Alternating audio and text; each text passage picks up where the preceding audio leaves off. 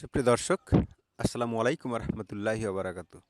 সুপ্রিয় দর্শক, আজকে যে বিষয়টি নিয়ে কথা বলবো, বিষয়টি হচ্ছে আপনারা চেনেন খুব সুপরিচিত আমাদের অতি প্রিয় সাংবাদিক, সিনিয়র সাংবাদিক জনাব মাসুদ কামাল। জনাব মাসুদ কামাল একটি মন্তব্য করেছেন। মন্তব্যটি আমি ঠিক পড়ে শোনাই, তারপরে আমি এর ডিটেলসে কিছু কথা বলি। নির্বাচন আয়োজনের জন্য নৈতিক অধিকার হারিয়েছেন ইউনূস সরকার। এটা কোনো একটা বক্তৃতায় জনাব মাসুদ কামাল, সিনিয়র সাংবাদিক, উনি আমার খুবই রেসপেক্টেবল পার্সন একজন আমার। তাকে আমি খুব শ্রদ্ধা করি, সম্মান করি। তো জনাব মাসুদ কামাল কথাটা বললেন, কথার প্রেক্ষিতটা কী ছিল, উনি কথাটা কেন বলেছেন। অ্যাকচুয়ালি দেখেন যে ইউনূস সরকার যে নৈতিক অধিকার হারিয়েছে এই নির্বাচনটি করার জন্য, এটা আসলে প্রেক্ষাপটটা বাস্তবতা। জনাব মির্জা ফখরুল ইসলাম আলমগীরও এই কথাটা বলেছেন যে নিরপেক্ষ তত্ত্বাবধায়ক সরকারের প্রয়োজনীয়তা হতে পারে।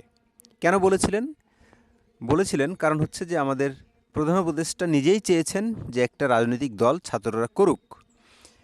মাসুদ কামাল যে এটা উদ্ধৃতি দিয়েছেন যে ফাইন্যান্সিয়াল টাইমসকে আমাদের প্রধান উপদেষ্টা মহোদয় যে সাক্ষাৎকারটি দিয়েছেন, যে ইন্টারভিউটি দিয়েছেন, ইন্টারভিউটিতে উনি স্পষ্টই বলেছেন যে ছাত্ররা একটি রাজনৈতিক দল করবে।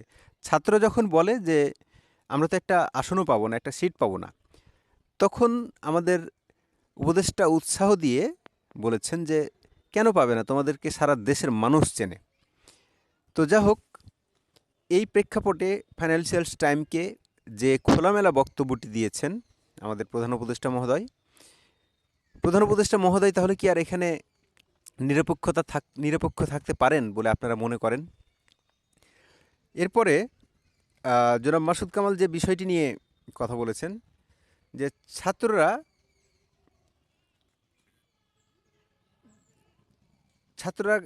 যেটা মানে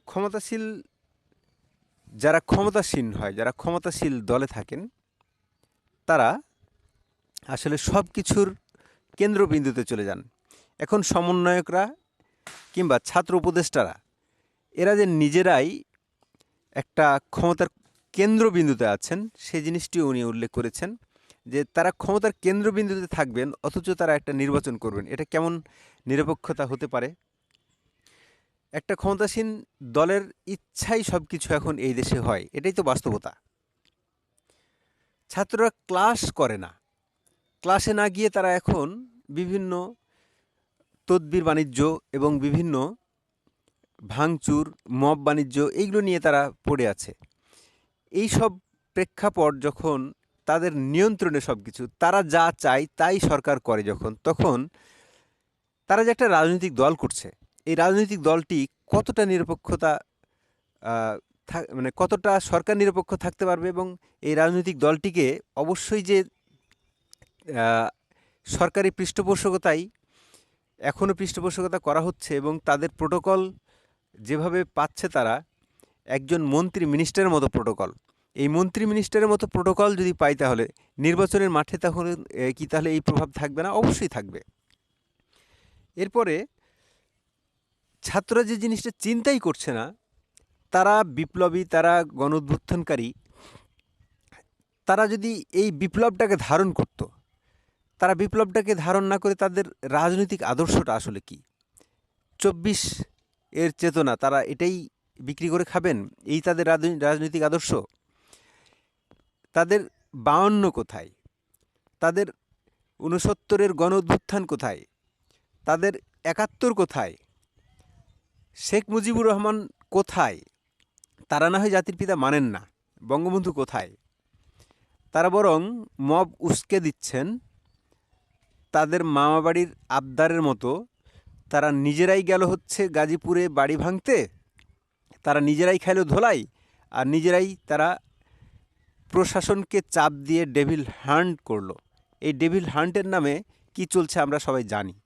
যা চলছে তা হচ্ছে ধরপাকড়, বিরোধী দলমতকে একদম কোণঠাসা করা।